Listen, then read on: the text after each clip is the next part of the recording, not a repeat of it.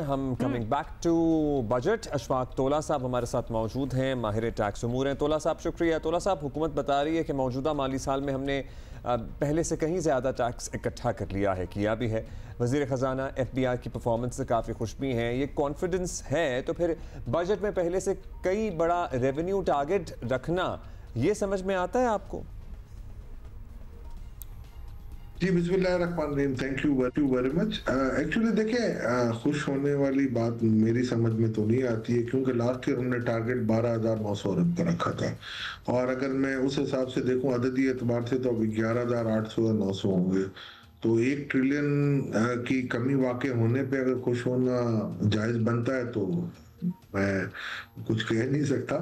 मगर अगले साल की जहां तक मैं मिसाल दूं आपको, 14,130 अरब का आप टारगेट रख रहे हैं PR रेवेन्यू का, और इतना बड़ा टारगेट अगर 11,900 से मैं जंप करके, यानी कि आप समझ लें सीधा सीधा कोई 3.25 साढ़े 3,000 अरब ऊपर लेके जाना, जहां पर सिर्फ मेरा इन्फ्लेशन और GDP ग्रोथ मिला के 12% मैक्सिमम 11.5-12% रहेगी, तो मैं नहीं समझता हूँ कि अगला टारगेट भी इतना लंबा रखना। फिर या तो फाइनेंस मिनिस्टर साहब को पता था, जब हम भी कह रहे थे कि अचीवेबल नहीं है, तो शायद उनको पता था कि अचीवेबल नहीं है, और अब इसलिए खुश हो रहे होंगे कि यार इनके टारगेट के हिसाब से 12,000 बिलियन था, तो चलो 100-200 बिलियन ऊपर नीचे हो गया तो खुशी की बात है।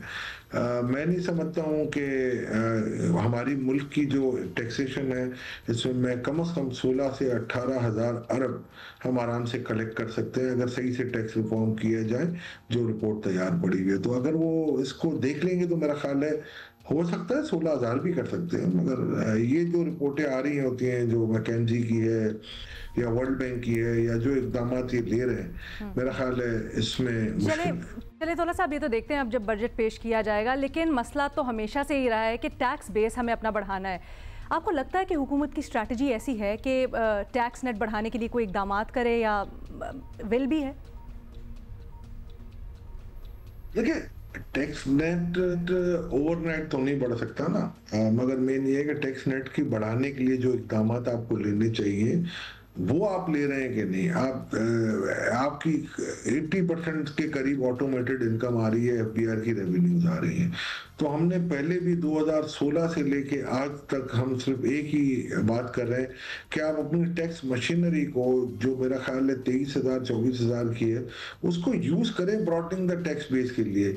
अगर वो अफसरों की तरह, बाबुओं की तरह बैठ के अगर AC वाले कमरों में काम करने की कोशिश करेंगे तो नहीं होगा।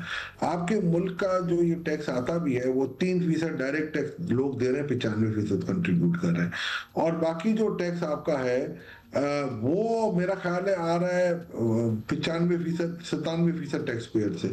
तो ऊपर जो बजट आपका चाहिए वो तो बड़ी कंपनियां और बड़े टैक्स पेयर पूरा कर देते हैं, नीचे करप्शन का दौर है, उसको आप कंट्रोल नहीं कर रहे, तो आपकी ब्रॉडनिंग द टैक्स बेस कैसे होगी? ताजिर आपको देने के लिए तैयार नहीं है, एग्रीकल्चरिस्ट आपको देने के लिए तैयार नहीं है, बाकी आप बताएं ना मुझे, रियल एस्टेट आपको देने के लिए तैयार नहीं। और इन तीनों की ब्लूप्रिंट हमारी रिपोर्ट के अंदर मौजूद है।